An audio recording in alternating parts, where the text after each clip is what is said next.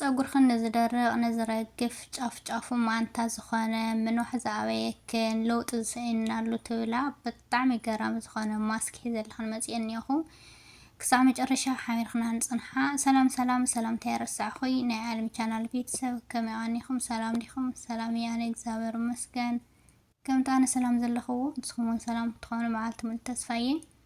እምበር ከስ ንዛ ቻናል ሓደሽቲ ዝኾንኩም ሰብስክራይብ ብምግባር ነባራት ዝኾንኩም ደሞ ከምቲ ኩሉ ግዜ ትገብሩለይ ምብርትታዕ ላይክ ሸር እንዳገበርኩም እተው። ኣብዚ እንታይ ተጠቒመ ኣለኹ 4 ማንካ ሮዝ 2 ማንካ ሮዝመሪ 1 ማንካ ደሞ ቁርንፉድ ገይረ እኒአኹ። እቲ ቁርንፉድ ክበዝሕ የብሉ ካብ 1 ማንካ ንላዕሊ ምክንያቱ ፀጉርና ስለ ዘድርቆ 1 ማንካ እኹል እዩ ማለት እዩ። ብዙሕ ተኮይኑ ፀጉርክን ደሞ 1 ማንካ ንፈረቓን ትገብራሉ ትኽእላ ኢኸን። ሮዝመሪ ደሞ ርሑስ ተሃሊክን ፍሬሽ ትገብራ ትኽእላ ኢኸን። ኣነ ግን ደረቕ እየ ተጠቒመ ዘለኹ ማለት እዩ። ደረቕ ስለ ዝነበረኒ እቲ ደረቕ እየ ተጠቒመ ዘለኹ። ካብኡ ድስቲ ደሞ ገዚአ ንፀጉሪ ዝጥቀመሉ ጥራሕ ኢለ ድስቲ ገዚአ ማለት እዩ። ኣብዚ ግን ክነግረክን ዝኽእል ኣሕዋተይ ተኽኢልኽን ብገንዘብ ክንግዝኣ። ምክንያቱ ሕዚ ናይቶም ዓሞታት እንተኾይኑ እቲ ሮዝመሪ እቲ ቁርንፉድ ሮዝ እኳ ዓይዲ ችግር የብሉይ እና ብጣዕሚ ኢኻ ትስክፍ። ምክንያቱ ረአይኒ ኣይረአይኒ እናበልካ ንኣትሓባእኻ ካብ ምስራሕሲ ናይ ባዕልኻ በቃ ብኮንፊደንስ ትሰርሕ ብናይ ባዕልኻ ቅርሺ ተገዚእኻ እና ዝበለፀ እየ ዝብል። እቲ ሮዝመሪ ኣነ 10 ቅርሺ በዝገዛእኽዎ ብዙሕ ዳርጋ 6 ወርሒ ተጠቒመሉ እኒአኹ። ብጣዕሚ እዩ ብዙሕ።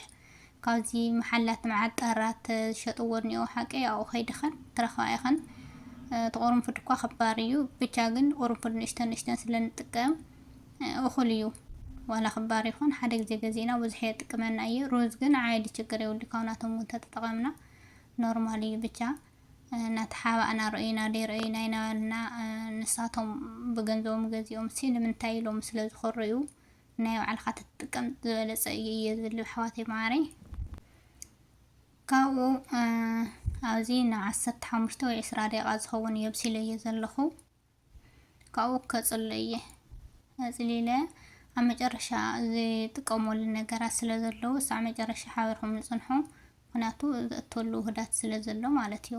ሕዚ ከምዚ ገይረ ፅልል ኣቢለ እቲ ዘፅለልኽዎ እዚ ሮዝ ግን ኣይደውርየን። ምክንያቱ እንትን ጥሕን ኣቢለ ማስክ ክሰርሖ እየ ንፀጉረይ። ምክንያቱ ኣብ ሰሙን ሓደ ግዜ ፀጉረይ ስለ ዝሕፀብ ሕዚ ዝገይረሉ እኒአኹ። ቀፃሊ ደሞ እቲ ሮዝ እና እቲ ሮዝመሪ ቁርንፉድ ዘሎ ግብረ ኣቢለ እንጣጥዕ ገይረ ክሰርሖ እየ ማለት እዩ። ስለዚ ኣይደውርየን ከቕምጦ እየ።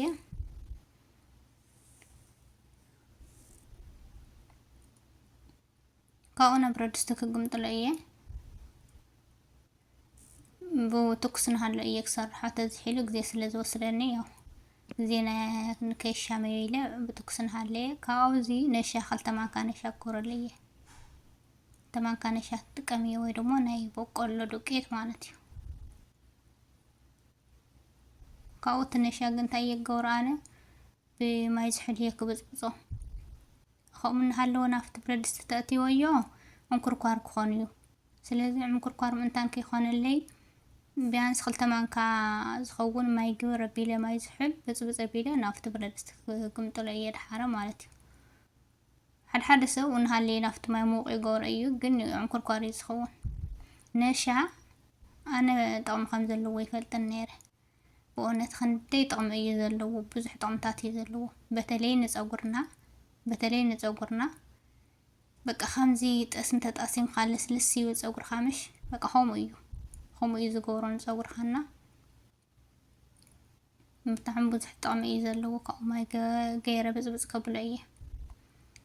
ለካስ ኩሉ ጥቕሚ ኣለዎ እዩ። ኣነ ነሻሲ እንታይ ናይ በቆሎ ዱቄት እንታይ ይጠቅም እየ ይብል ነይረ። ምክንያቱ ከምዚ ኬክ ምናምን ዝሰርሓ ዘለዋ ንሾርባ ምናምን ይጥቀማሉ ምስ ተናዕራ እና ንፀጉርካሲ ጥቕሚ ከም ዘለዎ ይፈልጥ ነይረ። ብቻ ተጠቒሙ ክንሞክሮ ማለት እዩ። ነሻ ዘይብሉ ዳዓሮ ደሞ የለን መቸስ ኣብ ኩሉ ዳዓሮ ይህሊ እየ ኢለ ይግምት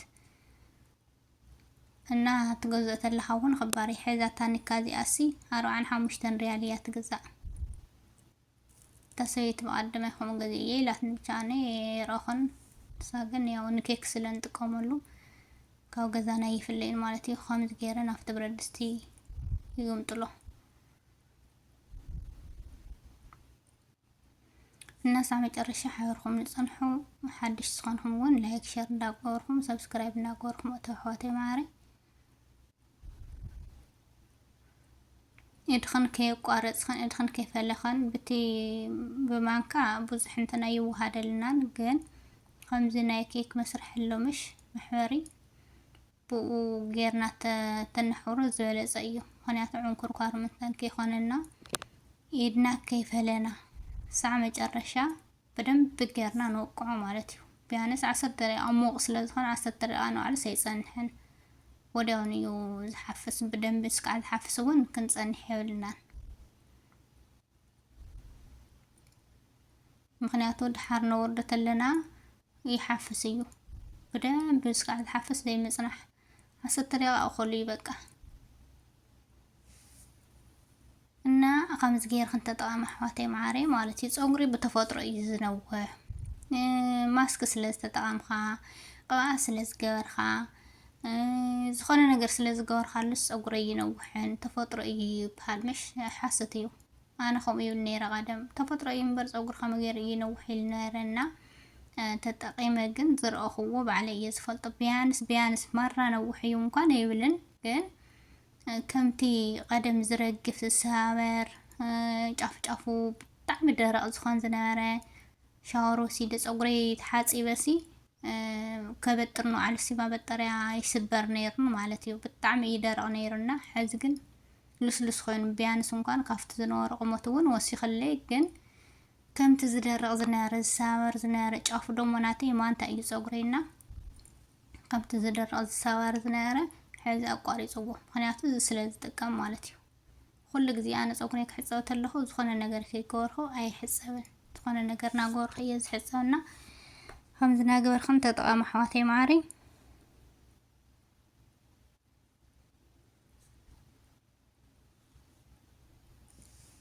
ريخن دخمي دس خمزل بقى خمزي نوع الترقية اللي خانوا علسي بقى بتعمل سلس بقى تصور خاصي خمز تسمه تتقسم خايز زمثل اما جرشات رأي خان مالتي كاوز دوم قوات كجور اللي إيه أنا سعادة شجرتنا عايش شجرت غير الصراحة وين قدمت تصوري له نسي يزقبر ذا الخوات نسخن جن كوكونات تالكن كوكونات زيت زيتون تالكن زيت زيتون عاملة قوعات ناس سعادة شجرتنا عايش شجرت بزح عين خوات لزلو تتقمات تخلي خان مالتي زيت زيتون أنا بازلين وني تقامية بازلين سلازي بالليمبر بازلين تقامية هذي مو سلاز خانة زي تبازلين نوستاتي خنا ودياون يزو هاد مستناي صورنا ماسك مالتيو ريخنا دسكول عين حق طريقنا عرس دسكول لك مالتيو أنا نيشتن زحل مسألة حد حامش طريقة زحل مسألة تقورا لنصور خان مالتيو ساعد زحل بدم بس قاعد زحل كي تسنحه قناته نقعدنا وين صبوا يوم مو عندها اللي تغيرنا يو استزحلون بتاع مثل زحفس صبوا يخنا مالتيو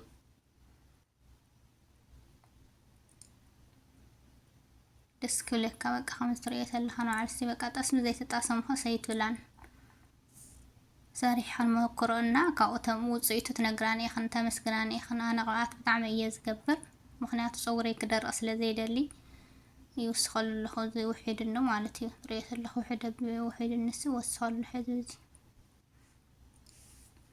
كاو عاوز دومو درك حد دقيقة زخون كمجمريا جميرة صغار زخو بريسي كفي اننا 5 خرسين ايو بونت بطعم يتناديده كمجمريا جميرة نداغور خمنامن سي عاوز ما اخل تقوريص اسقاريو اما اخل ماساج نداغور خطرح وصيو تحدقن سينينا 5 خدنا تنادي دبتاجن زي اعترفا مالتي سلازي يو نعلم تدخل قال ايه نيرو تحدى ግን የለይ ሲነየ ዝገራ ማለትዩ አማ አخلت قريصه كأخم زي غيرخن مساج غيرخن شفن نبيلخن بفستال ني خلت ساعات تصنحا مالتي خلت ساعات 3 ساعات تصنحو منم صغرخن يدرغي ولا 3 ساعات تصنحنا ጫናወኔ ውሊ ግዛወኔ ውሊ በቃ خمس غيرخن ስራሕን ተሰርሓት خلايخن مالتي رأي قدمتي برح زنار حزملي لينيو ناي صعدا شنقرتنا ناي غايح شنقرت قوعات سريحان تتقامع بقدم اي سريحة نير مسلاني أو شورت فيديو جن ناوي خمس خلا نطيرو سينيو نكسر حل خنا خليه استعمل جرش حاولكم نسلت صراحكم دعمية زي مسكن لايك شير ناقوركم وتو صريحهم مكرو غزال فيديوس كعن الرهو سسنين عهم باي.